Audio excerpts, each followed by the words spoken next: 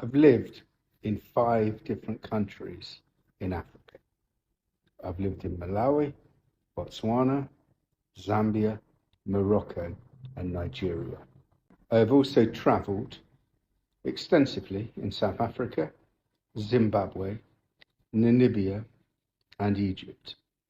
Never once in all my years of living or travelling on the African continent have I been mistreated in any way because of my ethnicity, because of my skin colour.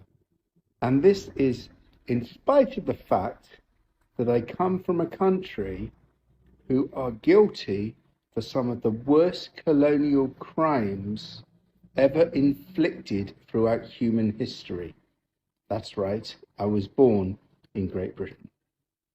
And without doubt, the British and the French committed the greatest atrocities across the continent of Africa. The Belgians have a good claim for the greatest atrocity in their treatment of the Congolese, but if one looks at it as an entity and the number of countries that were invaded by the British and French colonialists, one will see that they are the worst protagonists. Despite this, and despite the behavior of my ancestors, I have never been mistreated. In fact, I have been welcomed warmly in all of the countries I have lived in or visited. And when in Africa, I don't cocoon myself in some enclave dome which is inhabited by people who like to refer to themselves as expats.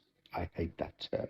But no, I integrate as much as possible within local society.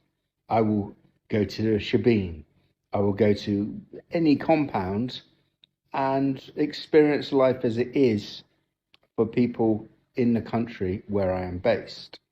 So whether that's in the village, whether it's in the township, whether it's in the local bar, I will integrate, I will mix, and I am always made welcome.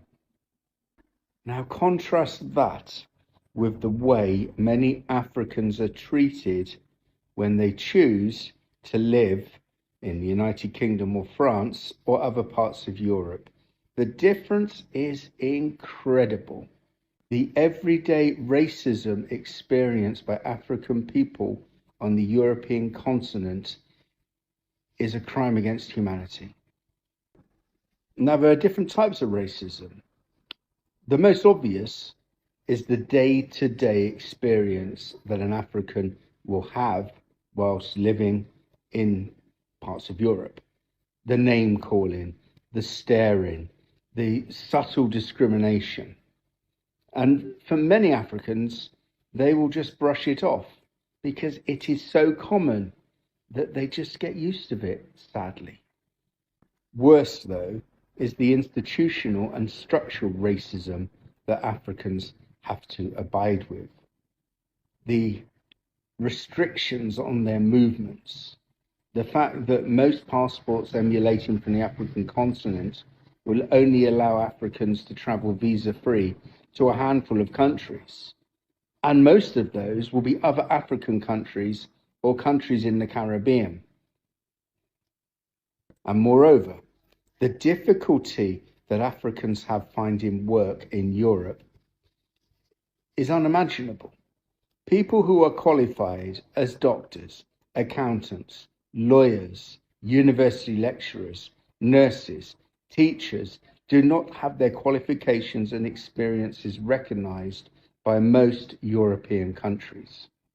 I know many people from Africa working in various parts of Europe as security guards or as care assistants when back home they had highly skilled professional jobs. But that experience is rarely recognized when they come to Europe unless they come as part of a transfer with an existing company. But if they come because they've migrated to Europe, their chances of accessing the sort of job which they are eminently capable of is slim. Now, if a black person was making this video, they would be quickly dismissed.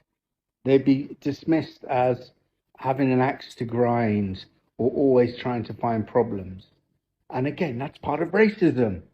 The fact that I can speak because of my white privilege means that I have a duty to do so, not because I'm married to an African woman or because I have many African friends, but because I like to think I'm a decent human being who appreciates the value in every person on our planet.